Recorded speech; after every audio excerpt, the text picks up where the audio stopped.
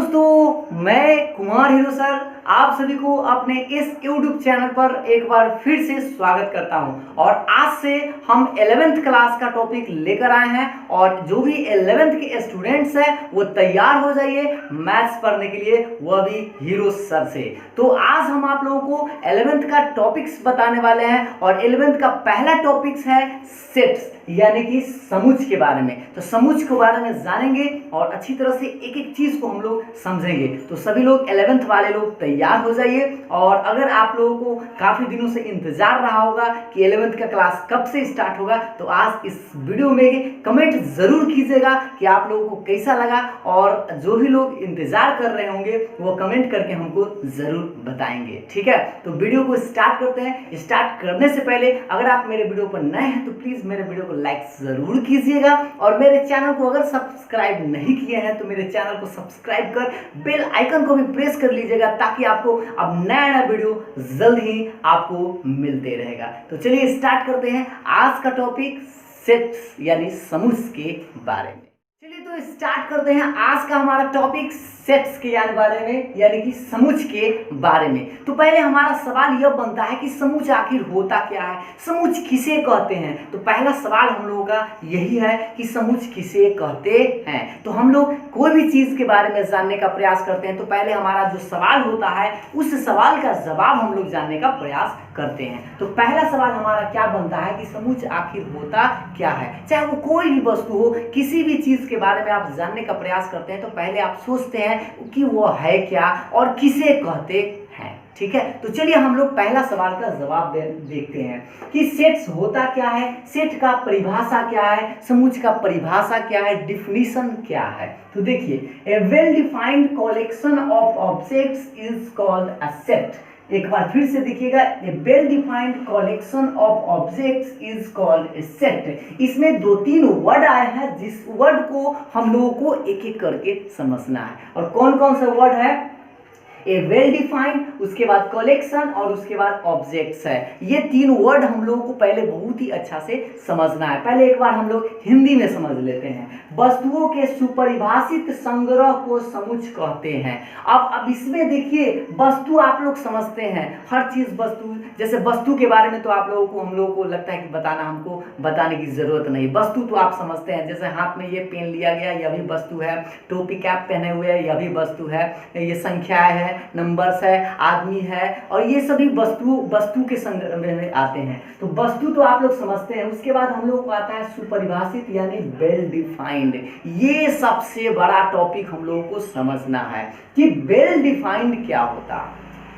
उसके बाद कलेक्शन मतलब होता है संग्रह यानी कि जमावड़ा। जैसे 10 गो पेन ले लिए, जैसे मान ले कि हमारे हाथ में तो एक वो अभी पेन है, ठीक है, लेकिन अगर 10 गो ले लिए, 10 गो कैप ले लिए और 10 गो आदमी का संग्रह ले लिए, 20 गो जानवर का संग्रह ले लिए, तो ये सब अगर हम इसको जमावड़ा कर लिए, एक इकट्ठा कर लिए, कुछ वस्तुओं को अगर एक साथ मिला लिए तो वह संग्रह हो जाता है। तो संग्रह तो आप लोग समझते हैं। अब उसमें हम लोग को समझना है वेल डिफाइंड, कि वेल डिफाइंड क्या होता है। तो उसको समझिए कि वेल डिफाइंड मतलब यह होता है यूनिवर्सल ट्रूथ यानी सार्वत्रिक जो है वह सच्चाई है।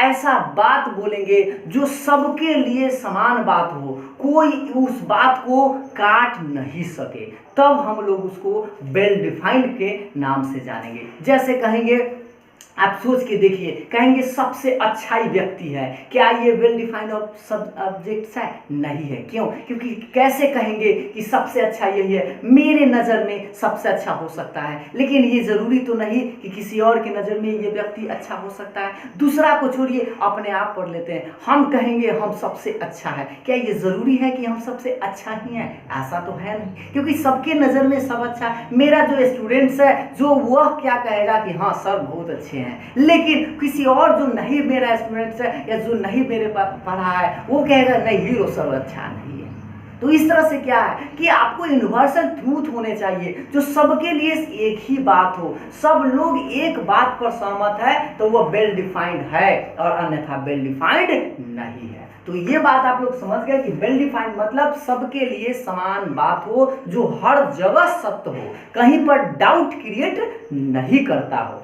जैसे अब इसमें एक और चीज समझ लीजिएगा कि इसको हम लोग डिनोट कैसे करते हैं, सेट को डिनोट कैसे करते हैं, सूचित कैसे करते हैं, निरूपित कैसे करते हैं। तो it is denoted by capital letters. English capital letters में इसको डिनोट करते हैं, capital A, capital B, capital C, इस तरह से एक्स वाई जेड। कभी भी आप समुच को स्मॉल लेटर में लिखने का प्रयास नहीं करेंगे। अगर आप लिख देते हैं तो समझिए वह गलत हो जाएगा। इसीलिए पहले ही हम बता दिए हैं कि it is denoted by capital letters, यानी कि अंग्रेजी के बड़े अक्षरों में इसे सूचित करते हैं या निरूपित करते हैं। समझ में आ गया ना यहाँ तक। उसके बाद एक बात और समझ लीजिए आप लोग कि जो ऑब्जेक्ट्स है या वस्तु है वो क्या है। इसको हम 3 नाम से भी ऐसे हम जानेंगे।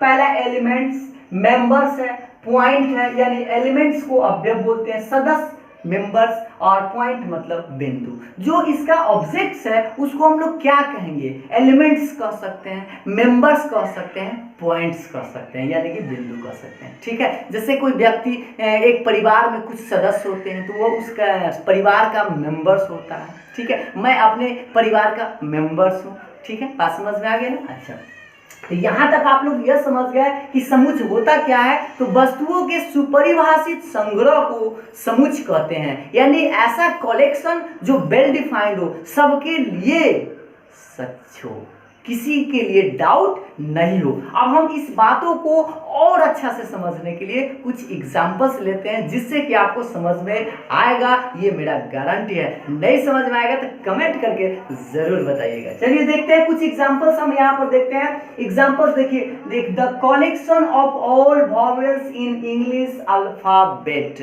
अब आप बताइए अंग्रेजी वर्णमाला के अल्फाबेट कौन कौन से होते हैं। सब लोग जानते हैं AEIOU। अंग्रेजी वर्णमाला के वॉवेल्स मतलब क्या, स्वरों का संग्रह हमको लिखना है। तो अंग्रेजी वर्णमाला के सभी स्वरों का संग्रह। तो आप लोगों को पता होगा कि क्या क्या होता है, AEIOU, ये तो पता है ना। तो आप सोचिए, अगर संग्रह की बात करें, अगर हमसे कोई पूछे कि आप सर बताइए कि स्वर कौन कौन होता है, तो AEIOU बताएंगे। किसी और स्टूडेंट से पूछेंगे तो क्या वो दूसरा बताएगा, अरे यही तो बताएगा AEIOU। उसी को उलट पुलट के बता सकता है लेकिन बताएगा यही। लेकिन कहीं अगर विदेशों में जाकर भी पूछे कि बताइए स्वरों का संग्रह, तो यही बताएगा, कुछ और नहीं बताएगा। तो ये यूनिवर्सल ट्रूथ है, सबके लिए सेम बात है। तो हम ऐसे बातों को, ऐसे संग्रहों को समुच का दर्जा देंगे, यानी कि यह समुच है, सेट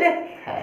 समझ में आया ना। चलिए तो दूसरा एग्जांपल्स देखते हैं। The collection of all even natural numbers. अब इवन नेचुरल नंबर्स मतलब सभी सम प्राकृत संख्याओं का संग्रह। तो अब बताइए सभी प्राकृत संख्या, वो भी सम प्राकृत संख्या। तो अगर हम आपसे पूछे कि सम संख्या के बारे में बताइए, तो आप क्या बोलिएगा, 2, 4, 6, 8 डॉट डॉट इस तरह से, क्योंकि बहुत सारा संख्या है जिसको आप काउंट नहीं कर सकते, हम काउंट नहीं कर सकते, आप भी काउंट नहीं कर सकते, कोई नहीं काउंट कर सकता है, क्योंकि यह इनडिफाइंड है। ठीक है, अनडिफाइंड है। तो अब बताइए कि अगर हमसे पूछा जाए कि बताइए कि इवन नंबर्स प्राकृत संख्या, सम प्राकृत संख्या कौन कौन होता है, तो आप क्या बोलेंगे, 2, 4, 6, 8 डॉट डॉट। और गाँव वाला से जाके पूछेंगे, अरे गाँव में पढ़ने वाला से अगर किसी से पूछेंगे कि बताओ तो बउआ सम प्राकृत संख्या कौन कौन होता है, तो 2, 4, 6, 8। क्या हम विदेश में जाकर ऑस्ट्रेलिया, जापान से मतलब कहीं भी कोई भी देशों में अगर पूछे, अमेरिका सब में, तो वो क्या बोलेगा, 2, 4, 6, 8 वही तो बोलेगा, अलग अलग तो नहीं ना बोलेगा। तो यह क्या है, सच्चाई है, सबके लिए एक बात है। तो यह जो है सेट है और यह भी सेट था। समझ में आया ना। तो अब हमको लगता है कि आप लोगों को समझ में आ रहा होगा और मजा भी आ रहा होगा। चलिए तो अब नेक्स्ट देखते हैं। नेक्स्ट नंबर है the collection of all prime numbers. अब प्राइम नंबर्स मतलब क्या होता है, सभी अभाज्य संख्याओं का संग्रह। अभाज्य संख्या क्या होता है, सब लोगों को पता है ना। अभाज्य संख्या वैसी संख्या जो 1 से कटे और अपने आप से कटे। जैसे अब इसका स्टार्ट होता है 2 से, तो 2, 3, 5, 7, 11, 13, इस तरह से आगे भी बहुत सारा होता है, ठीक है, पता है। और एक नहीं होता है, क्योंकि एक तो एक से कटता है और अपने आप से, तो दूगो नहीं, कम से कम आपको दूगो चीज से कटना चाहिए, एक से और एक स्वयं से। तो यहाँ कैसे स्टार्ट होता है? 2 से। तो आभास संख्या बताइए, अगर हमसे पूछे तो आभास संख्या तो यही बोलेंगे। किसी और से अगर हम पूछेंगे तो क्या यही नहीं बताएगा? अरे यही बताएगा, कुछ और नहीं बताएगा। अगर कुछ और बताता तो उसको पता नहीं है या गलती बता रहा है, ठीक है। लेकिन अगर मतलब कहीं पर भी पूछे, कोई भी देश विदेश कहीं पर भी आप जाके पूछे तो सबके लिए समान बात है, यानी कि यह सेट है। समझ में आ रहा है ना? तो सेट तो हम लोगों को लगता है कि हमको लगता है कि आपको समझ में आ रहा होगा। तो चलिए एक और एग्जांपल जो बहुत ही इंटरेस्टेड है, एग्जांपल, लास्ट एग्जांपल आप लोगों को मजा दिलाएगा। The collection of 5 most beautiful girls. अब जैसे ब्यूटीफुल गर्ल्स की बात आया तो बताइए आप लोगों के मन में निखार आ गया होगा। अब यहाँ पर क्या है कि 5 सबसे सुंदर लड़की का संग्रह। अब आप बताइए, अगर हमसे पूछिएगा, हमसे मत पूछिए, किसी और से पूछिए, अगर किसी और लड़का से ही पूछे कि 5 गो सुंदर लड़की का संग्रह बताइए, अब 5 गो सुंदर लड़की अगर उससे पूछे तो वो जो बताएगा वो तो किसी और का नाम ले लेगा। और हमसे पूछिएगा, हमसे तो पूछवे नहीं कीजिए, मान लीजिए तनका देर के लिए अगर हमसे आप पूछते तो हम किसी और का नाम बताएंगे।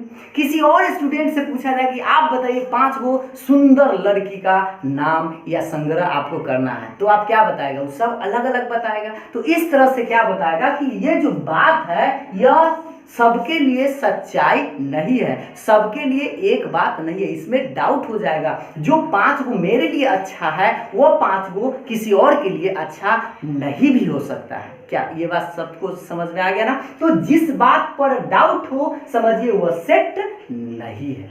समझ में आ गया ना? तो इस तरह से हमको लगता है कि आप लोगों को सेट समझ में आ गया होगा कि वस्तुओं का परिभाषित यानी सुपरिभाषित वस्तु होगा उसी को हम लोग सेट बोलेंगे और अन्यथा सेट नहीं बोलेंगे। तो अब हम लोग ये बात तो समझ गए कि सेट किसे कहते हैं, रिप्रेजेंट कैसे करते हैं, और इसके जो ऑब्जेक्ट्स है या जो वस्तु है उसको हम लोग 3 गो नाम से जानते हैं, एलिमेंट्स कहते हैं, मेंबर्स कहते हैं या पॉइंट्स कहते हैं, ठीक है। अब थोड़ा सा कुछ और जान लेते हैं, चलिए तो अब आगे देखिए, थोड़ा सा हम लोग कुछ आगे बढ़ लेते हैं और आगे कुछ जानकारी प्राप्त कर लेते हैं। हमने अभी तक सेट्स के बारे में जान लिया, सेट्स क्या होता है और किसे कहते हैं सेट, ठीक है। कुछ एग्जांपल्स भी के द्वारा हम लोग बहुत ही अच्छा से समझ लिए। लेकिन अब हम लोग एक इंपॉर्टेंट चीज जो हमेशा सेट में आपको यूज होगा और आपको देखने को मिलेगा और कुछ नया चीज आपको लगेगा, देख लीजिएगा ध्यान से। यहाँ क्या, ये इसको हम लोग बोलते हैं बिलोंग्स टू और इसको बोलते हैं डज नॉट बिलोंग टू, ठीक है। और ये साइन देखिएगा, इसको क्या, इस साइन और इस साइन को आपको ज्यादा यूज करना है। सेट जब तक आप पढ़िएगा तब तक आपको इस साइन का उपयोग करना पड़ेगा, कहीं पर भी आपको यह साइन मिल सकता है। तो हम लोग पहला यह डाउट है कि चलो भाई अब ये जो सिंबल है क्या है और किसके लिए सिंबल यूज करेंगे, तो चलिए अब उसी डाउट को हम लोग क्लियर करते हैं। देखिए पहला इस बात को समझते हैं कि अगर ए एलिमेंट है, ए कोई अवयव है, अवयव एलिमेंट है, मेंबर है, पॉइंट है, किस सेट का, अगर सेट ए का, तो इसको हम क्या पढ़ते हैं, इस चीज को, लिखा हुआ चीज को देखिएगा गौर से, ये जो लिखा गया चीज है इसको हम लोग पढ़ते क्या है, ए बिलोंग्स टू कैपिटल ए, यानी कि सेट ए क्या है, सेट है। इसको आप चाहे तो सेट ऑफ सेट ए के रूप में भी लिख सकते हैं या आप इसको ऐसे भी कह सकते हैं, A is an element of a set A, मतलब ए जो है समुच्चय ए का एक अवयव है, अवयव है मतलब कि बिलोंग्स टू, ठीक है। और यही चीज अगर अवयव न होता तो इसको हम बिलोंग्स टू को काट देंगे तो वह अवयव नहीं होगा, सदस्य नहीं होगा। ये बात इसको फिर से समझ लीजिए, अगर ए बिलोंग्स टू ए लिखा गया इसका मतलब ए बिलोंग्स टू ए है, यानी कि ए जो है इस सेट ए का एक सदस्य है, एक अवयव है। हिंदी भी समझ गए होंगे आप लोग। अब यही बात उल्टा समझिए कि अगर बिलोंग टू, गौर से देखिए, अगर यह काट दिया गया तो इसको हम क्या पढ़ेंगे, ए डज नॉट बिलोंग टू ए, यानी कि जो ए है इस सेट का सदस्य या अवयव नहीं है। इसको या ऐसे भी इंग्लिश में कह सकते हैं, A is not an element of a set A, अर्थात कि ए जो है ए का एक अवयव नहीं है, ए का एक सदस्य नहीं है। ठीक है, हमको लगता है कि आप लोगों को ये बात समझ में आ गया होगा। दो चीज जिसके बारे में खास करके आप ज्यादा याद रखेंगे, क्योंकि सदस्य है और एक सदस्य नहीं है, यानी एक बिलोंग्स टू और एक डज नॉट बिलोंग्स टू। हमको लगता है कि आज का क्लास आप लोगों को अच्छा लगा होगा, तो आज हम लोग यहीं तक रोक देते हैं। और आज आप लोगों को कैसा लगा हुआ क्लास, इसके बारे में आप कमेंट करके हमको ज़रूर बताइएगा। और जो भी लोग इच्छुक हैं पढ़ने के लिए, कमेंट करके ज़रूर बताएंगे कि सर आपके रेगुलर वीडियो डालते रहिए, ताकि हम लोग आगे पढ़ते रहें और हमको भी मज़ा आएगा पढ़ाने में, अगर आप लोग पढ़ने के लिए तैयार होंगे तो।